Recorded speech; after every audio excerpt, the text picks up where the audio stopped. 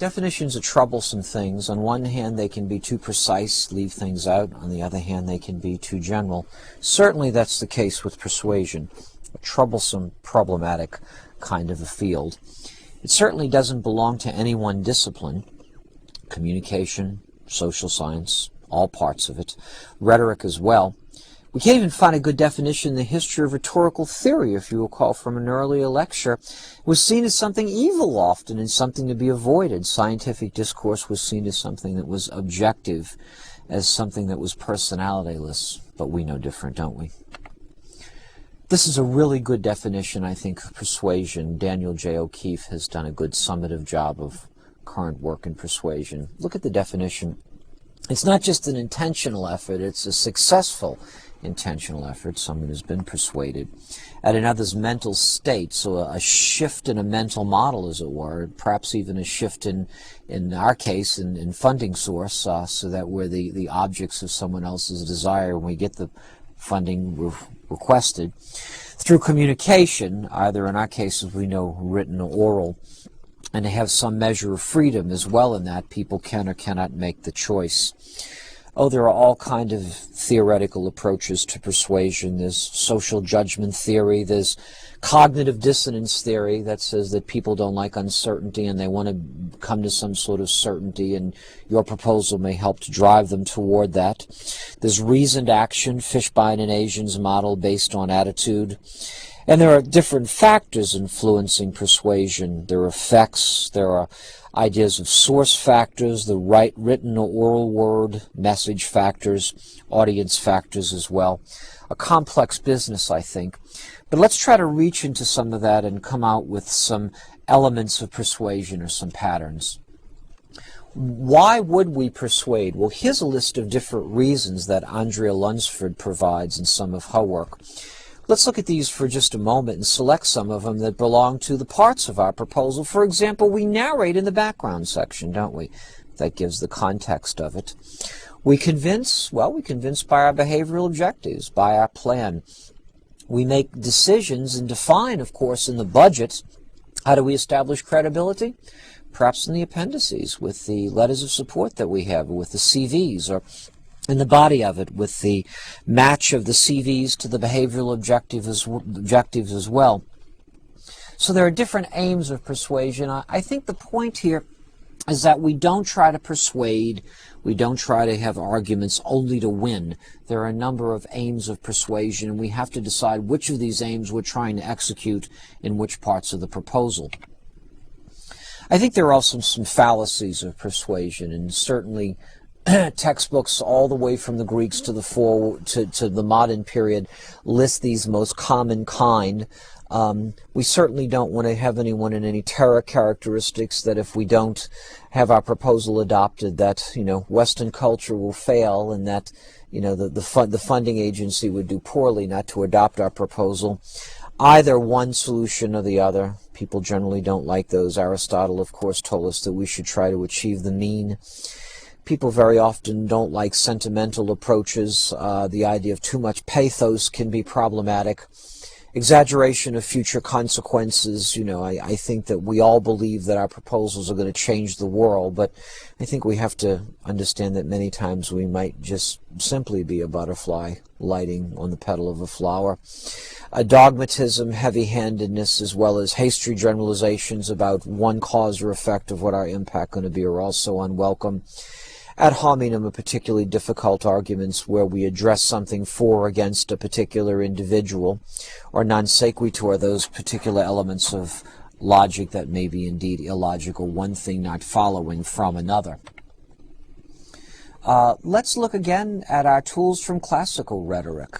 Ethos, types of persuasion that has to do with character. That is, we try to adjust values or personality. There's a particular sub-kind of persuasive theory that is called ethos theory.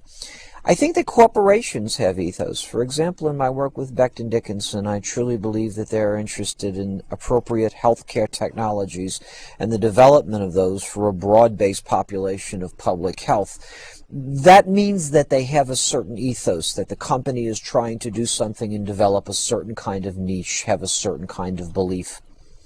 Pathos, something that is heartfelt. Certainly we want to bring all the logos, the proof that we can, but I think that in a certain phrasing of words, a certain characteristic turn of speech, we can let our audiences know about our sincerity in our proposal. Certainly the budget talks about that. Can we accomplish what we need to accomplish for the budget allocated? And logos, of course, the idea of reason, which is what we're mostly concerned with in proposals as well. Let's talk about more of these systems of persuasion. Quite frequently, we can have recourse to syllogism. Syllogism quite simply asks us to point out a major premise. We might say in a famous example that all men are mortal, a minor premise that an individual application of the major premise is at hand. Socrates is a man. In the conclusion, Socrates is mortal. Syllogisms are, of course, a powerful means of persuasion, resting behind the Declaration of Independence in America during the Revolutionary period. Our rebellion against the unjust rule of Great Britain is based on an idea of a syllogism. But there are some problems with it, of course, if you don't agree with the major premise as well. We might think of looking at a sort of modified syllogism that Aristotle recognized in his rhetoric, called the enthymeme. It's a rhetorical kind of syllogism. Recall that we had to state the other sort of in 3 bulleted out characteristics. This is different. The enthymeme is tricky and it's slippery. It is a claim and a reason. It's tied together in a sentence. Try this. We had better accept the proposal, we hope our audience might feel, because without it we will not succeed. Well, there's a lot embedded in that, isn't there? Embedded assumptions about the worth of the proposal, the need of the audience, our ability to execute the proposal, fear of what might happen if the proposal is not accepted. Enthymetic reasoning is an interesting kind of a thing, and it's quite frequently used. The problem is we must be very careful with it in that there are a number of hidden assumptions in it. Those hidden assumptions are called warrants in another kind of persuasive system that developed by Stephen Toulmin. It's worth taking a look at this. Toulmin says, well, we don't usually use syllogisms because it's hard to get people to agree on the major premise. And quite frequently, enthymemes can be sort of slippery in that there are a number of assumptions that aren't articulated out. So Toulmin says, let's do this. Let's develop a system of logic that's based on the kind of persuasive systems we find in a court of law.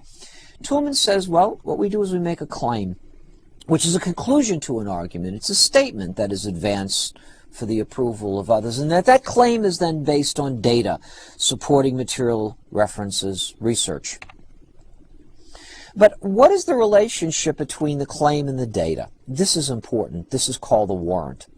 It's a statement of the general principle that establishes the validity of the claim to the basis of its relationship to the data.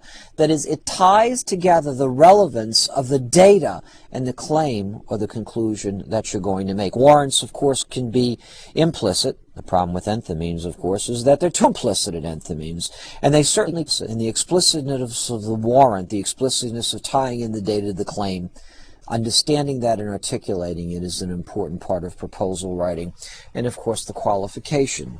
Perhaps in some cases we must also recognize that this is a statement placed on the claim so that the claim is not an absolute claim. Toulmin's logic is a very powerful system for designing proposals, a very powerful system for proposing arguments, and I highly recommend its use, not only as a heuristic device, but as a way of helping you understand the best way to present an argument. Let's end this brief lecture with a checklist for effective persuasion. I think that you need to identify the different aims of persuasion and where those have been manifested in the different parts of the document. I think you need to have an idea of a controlled, central, persuasive statement that drives and is iterated and reiterated throughout the document. I think you need to be very careful about errors in logic, logical fallacies of the kind we talked about later. And I think you also have to spend a good deal of time in persuasion thinking about the funding source, the audience, their knowledge, beliefs, their attitude. Again, shareholder analysis will become important here. And I really do recommend following a formal persuasive system. The one we've presented here is Toulmin's logic. It's a powerful one. But why is it powerful? It's powerful because it helps us to establish a precise proposal. It helps us to gather data that will drive that proposal. It helps us to establish a warrant that says the data we've put together feeds and substantiates the claim that we're making, and it asks us to realize that there are some limits on what we're proposing.